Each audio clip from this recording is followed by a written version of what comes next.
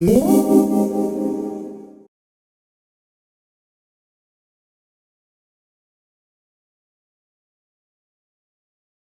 this is Wilhelm Ritz Coop. And one of the things that I did was I dug down 18 inches in the bottom of the soil, put this diamond lath all in the floor and up the sides about 6 inches. And if anybody's worked with diamond lath, they know how sharp it is. And if you try to dig under here and dig on this, they'll usually cut a paw or whatever, hand or whatever. Whoever's trying to get in there is going to have a hard time.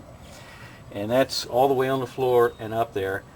And then how I built all the armature is I just took a number 3 rebar, and I've got a MIG welder, and then I started engineering all the supports for the coop, and then went the full length for the run underneath so they can get some shade. And also it's a place that I can put the feed bucket and the water spout to protect it, and also access panel to get into the coop.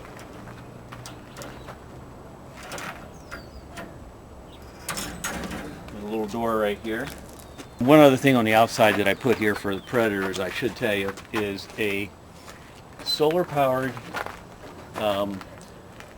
light with a motion sensor on it. And basically I can show you how it worked. Right now it's charging, but once I'm right in the pathway, this light comes on whenever somebody comes through, triggers this. Maybe you'll scare them off, maybe it won't, but it's just something that might help. And this is one of the other vents that I use with that door open, and then you can also close this in the nighttime, lock them up. But summertime, usually we'll leave that open, get a cross ventilation going, and then the chickens, hopefully will have a good time in there. And then also one other thing I want to tell you that I did. I didn't normally make this just to look like a normal chicken coop, so what I did is I hand cut all these little covings right here on every rafter with a metal roof, just to give it a little design, make it a little different than your normal one. One other design feature is a little different, as you'll see this little metal greyhound here. Basically, I drew the thing on a piece of metal and then just took a saber saw and just cut it out pretty much, and then took a grinder over it and then attached 2 rods on the back to give it a nice look. Okay, now we're in the coop. This is where all the action happens. This door usually will close in the winter time or at night time when the hens kind of put themselves to bed. There's our little loading ramp they can use. Basically I put a straw bedding down, and that's really for cleaning purposes, because most of the time the hens will roost up on these little areas. I've got 2 in the back corner and 1 up on top. And what I'll do is try to clean this coop out twice a month, and all this will come out, put new hay, or straw I should say, put new straw in, back in, and that way it kind of keeps it clean in there. And it also ventilates. This door at night, when we do get cold in the winter here, I keep this closed and I'll keep that closed. I've got a thermometer. We can go around the other side and I'll show you where it's at, because you can close off all the access. In the summertime I keep them open so they get some ventilation in the night. Now it comes to when feeding the hens, where I didn't really want to have to go in the pen to scare the hens. So what I did is a gravity feed spout here, and basically what that is a drain, and then the feed is over here in this storage container, and then I just basically pour in whatever amount.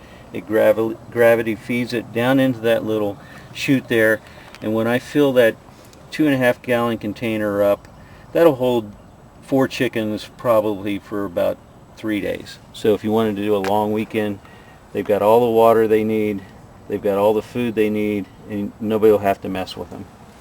And then basically you can see this was a drain, and I just converted it into a cover and then put it onto here. Very inexpensive to make, very cheap, but it works.